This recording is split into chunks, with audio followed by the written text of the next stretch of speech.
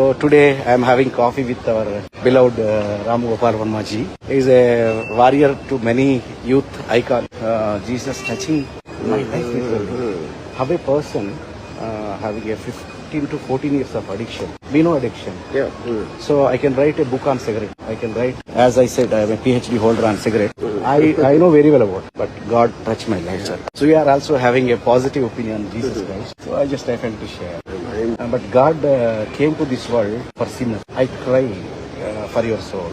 Jesus, being a vice president of a global company, earning dollars in dollars, but still our life in eternity, I pray for your soul because Jesus came to die for sinners. If you read the story, you know, sin is inevitable. People can claim, I'm a mullah, I'm a big pastor. People will hypocrite. But reality is, all mankind are sinners. No exception. That's why Jesus came to this world to become a sacrifice himself for the sake of the sinners. So we pray. Generally, we pray for celebrities like you. As a Christian, we pray for the kingdoms. We pray for the kings. You know, we are the prayer warriors. We always pray. So I think millions of people praying for you. You are not hating something, but your ideology is very nice. Your ideology for an atheist is very nice, but your ideology will work till we live in this phase of here. Once we leave this world, we are transforming into another form. God is taking care of it. Dear friends, thank you so much. Ram Gopal Varma గారికి ఈ రోజున దేవుని ప్రేమ చెప్పాను. ఆయన కూడా చాలా ప్రేమ కలిగిన వాడు. So he is a man of love. నాకు లవ్ లేదంటాడు కానీ ఆయనకి చాలా లవ్ ఉంది.